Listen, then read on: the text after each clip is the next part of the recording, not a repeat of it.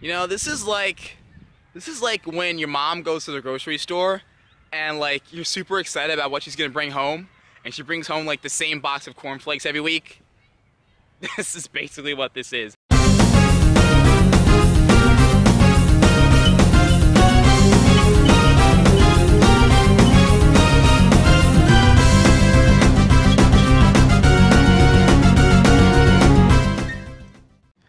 Hello ladies and gentlemen, DX1 here, back again with another Pokemon Go presentation, and it seems like no matter where I play, the rare spawns always seem to come through. We got a Vileplume at 1645 CP. This is a beauty, an absolute beauty right here as I horribly throw the first Ultra Ball. Welcome to Williamstown, New Jersey, and I've played here before, but I felt like today would be a perfect setting for today's conversation that we're going to have. I'm going to give you guys my take on rural gameplay and spoofing and what we can do to deal with Pokestop submissions and a lot of solutions that have been missing from the game. So this is where I live. This is my hometown. This is Williamstown. Again, not a whole lot goes on here in terms of Pokemon Go or just anything really. As you can clearly see from the map, it's just not what we're used to in a DX1 video, you know? We're used to like lots of Pokestops, lots of Pokemon popping everywhere, all kinds of exciting stuff, but isn't really the case here because Williamstown is more of a suburban, so this is mostly going to be suburban gameplay today. I'm going to show you guys what suburban gameplay is like, which is basically a mix between rural and urban gameplay. So, I mean, we don't have things popping off like a city, but we're not exactly, this isn't exactly rural play. I mean, there's a legendary raid at the Republican Club. It's going down in like 10 minutes that's probably like 10 minutes down the road. Yeah, we're gonna talk about the issues of rural players in Pokemon Go, because I've actually never addressed this myself. We're gonna talk about some interesting stuff in this video. Let's get it.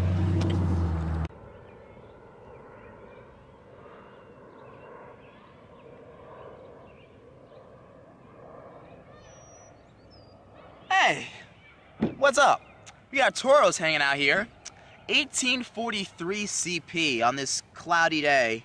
We're gonna go Pineapple Berry. We always gotta rock the Pineapple Berry when we're rocking Tauros right now. So, right now, honestly, these good spawns aren't helping out my case at all. When I try to talk about, you know, a mixture between like rural and urban gameplay out here in the suburbs in New Jersey, but that's what we're working at. Popped out of the Pineapple Berry, dosh you. So, right now, I want to talk about my first suggestion when it comes to portal submission, and we're going to get to some of my other takes about certain issues going on in Pokemon Go in just a second, because this is kind of a follow-up of my last video where I was talking about, did it run away? You little bastard. Alright, we got a Rhyhorn and a Teddy Ursa, and we're on our way to another spawn, which I have my eye on.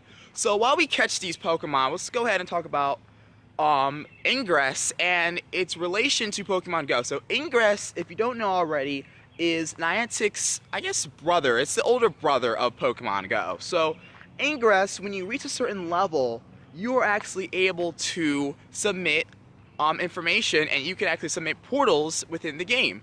And what's interesting about Pokemon Go and Ingress and the way Niantic runs their games is also something to take into account, that all of these games run on points of interest. So it always depends on what location you have in the world and where you are exactly in the world. So I always tell people, you know, Shiny Murkrow? No. Alright, so I always tell people that Pokemon Go is location based.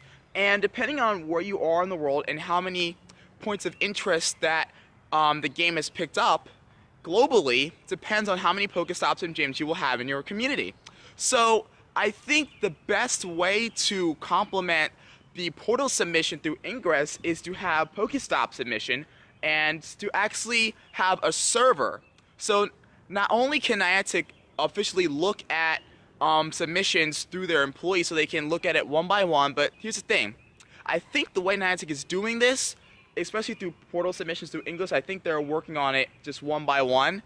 So I think that it's going to take so long for all of these portals and all these Pokestops to potentially be submitted. So instead, what they should do is they simply should have a server. Now, the server's going to have its bugs. It's going to have its issues, right? But the server intentionally, oh, there's the result that we're looking for.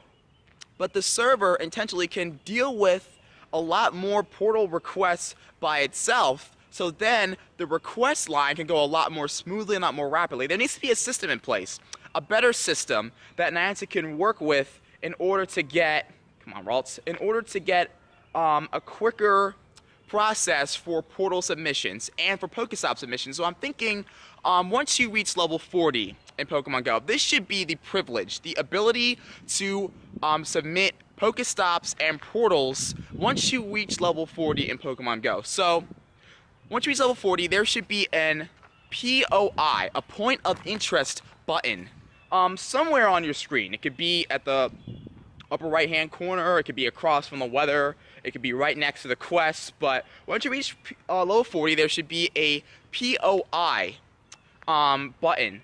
And depending on where you are in the world, you can actually submit, you can write down a request. Now, you can't just tell Niantic, hey, I see this tree right here, make it a Pokestop. No. The way it should be is that you should be able to write Niantic a message, or some type of email, some type of message to Niantic. Let them know the history of that location, let them know why you would like that location to be a Pokestop or a gym, and have the server deal with it. And the server would actually have an algorithm. This freaking 23 CP Rhyhorn, dude, what the heck? Alright, so the algorithm would be able to figure out whether that location in the world would become a Pokestop or a gym. So again, it's based on a criteria algorithm that is able to determine how that location is dealt with. Maybe it will be totally denied. Maybe it will be denied a Pokestop and a gym. Maybe it will be accepted as a Pokestop and a gym, depending on the information submitted about the location. Also, there can't be any false information as well, so that information has to be checked.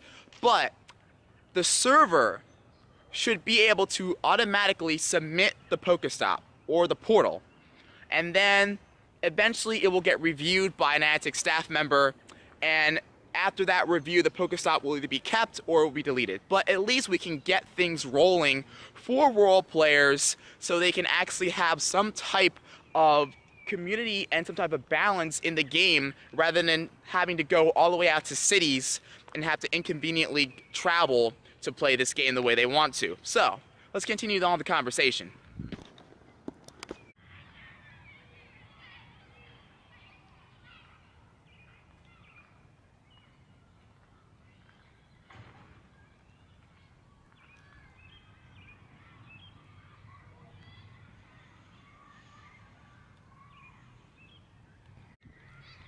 You know, this is like when your mom goes to the grocery store and like you're super excited about what she's gonna bring home, and she brings home like the same box of cornflakes every week.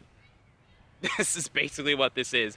Alright, Moltres 1372, of course we gotta rock the Pineapple Berry for a couple throws. Let's see if this works out. Oh god. I keep forgetting how difficult Moltres is to hit. I don't usually, again, we don't catch Moltres very often, but it's kind of hard to remember how difficult it is to hit. We're going to get, oh, alright, we got to go for some more Pineapple Berry catches right here.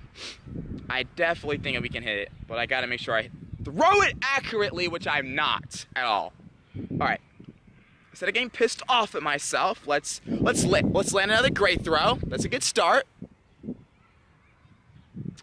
And it popped out again. Alright. Golden Raspberry. You win. Alright, Moltres. GG. GG, buddy. And this is going to be a lot worse IVs than the 98 we caught last week. It's a Praise, Wonder, Attack, certainly Impress. So, not very good, but it's a Moltres, right? Alright, so, now we're going to talk about Ingress's actual relation to Pokemon Go and some of the ideas I have with portal submission.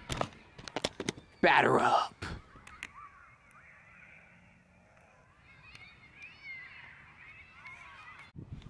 So generally, here's my issue with the Ingress portal submission. So I always think to myself, I put so much time and effort into Pokemon Go, so why would I have to play an entirely new game to have what I have in Pokemon Go. So like to get what I want in Pokemon Go, you're telling me that I have to go out and play a completely different game and I have to advance in a different game? Especially playing two different AR games doesn't really work, to be honest with you. You really, if you're gonna play AR games, you're basically stuck with one game in particular. Unless some of you guys have played Pokemon Go and Ingress, but for the most part, you're either Pokemon Go or you're either Ingress.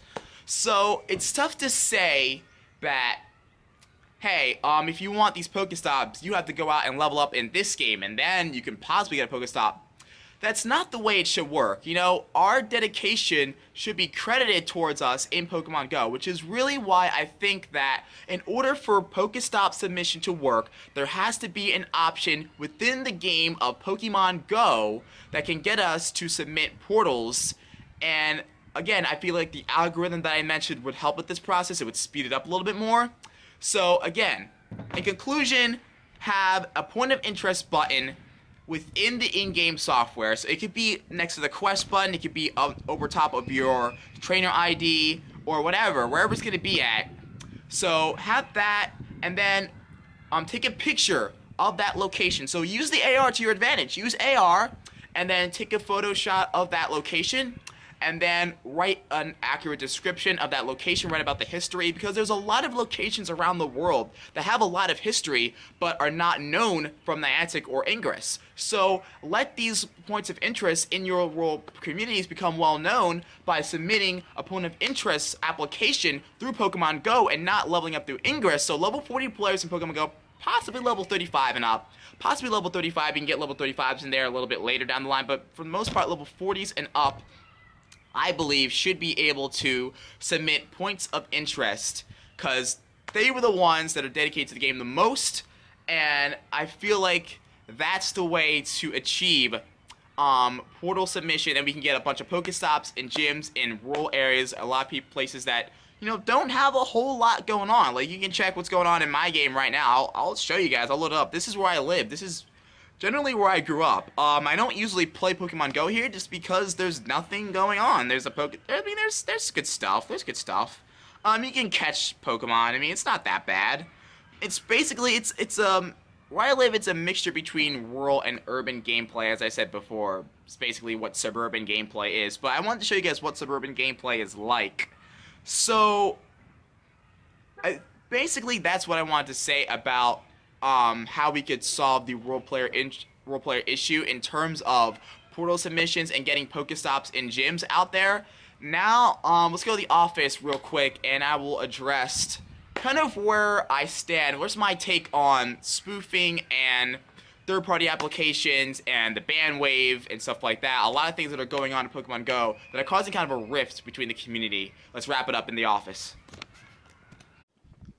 Alright, ladies and gentlemen, we're going to wrap this up by another conversation about a pretty hot topic that I've literally never addressed on my channel, and this only because it's more of an opinion. It's my personal take on something, and I usually don't express my personal take on things. I usually just try to overlay the information as evenly as humanly possible. So, what we're going to talk about real quick, and as this is going to be a multiple part series on this channel. So this is part 1. So I'm just going to give you guys straight up my take on spoofers and spoofing. And to me, there is a social construct that needs to be addressed firsthand right now. So what I want to talk about is there are 2 key words when I think about spoofing. And first of all, to anybody who does spoof in the game, and I just want you to know that I'm not your enemy, alright? I don't want you to feel as if I hate you, because I do not hate spoofers. Now, do I like spoofing? No. That's not my cup of tea. However, I feel no animosity towards people that spoof, alright? That's just the way I see it. So, once again, there's 2 key words when it comes to the way I feel about spoofers. So, understanding and respect. So, let's pull up the definitions of these 2 words before people get twisted. Understanding. The ability to understand and comprehend. Comprehension. Alright? Respect.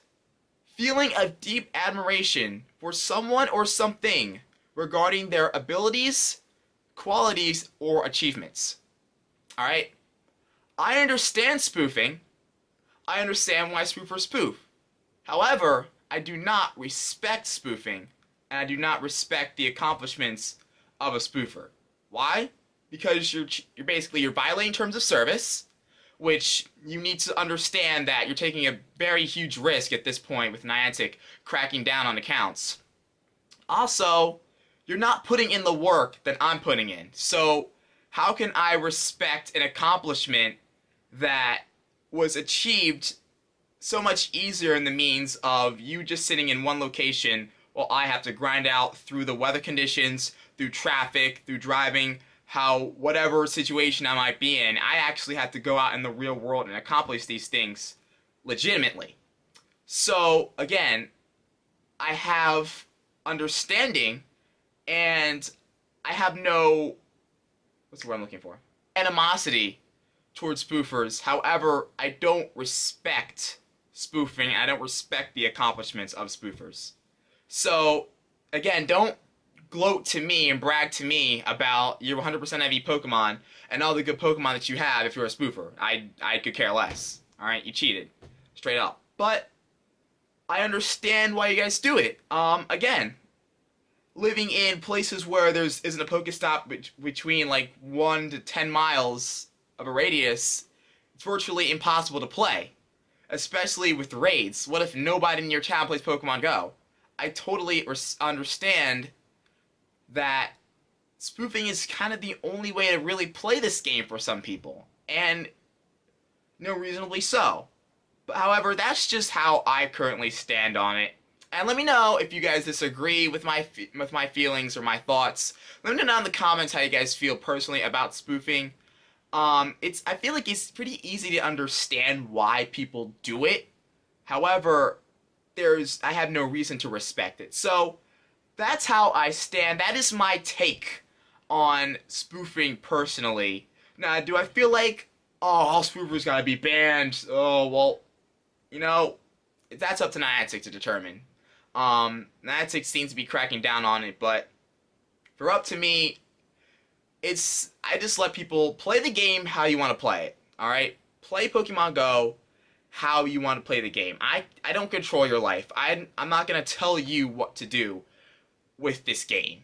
That's not the way I do things in my life. So, again, don't forget to drop a like if you enjoyed this presentation. DX1 signing out. Drop a comment and let me know how you personally feel about everything in this video. How you feel about portal submissions. How do you feel about Pokemon Go in the future. How you feel about the rural gameplay issue, the urban gameplay. Tell me how you feel about everything. Let's get a forum going down in the comment section below. Drop a like if you enjoyed the video. DX1 signing out. I will see you guys in the next one.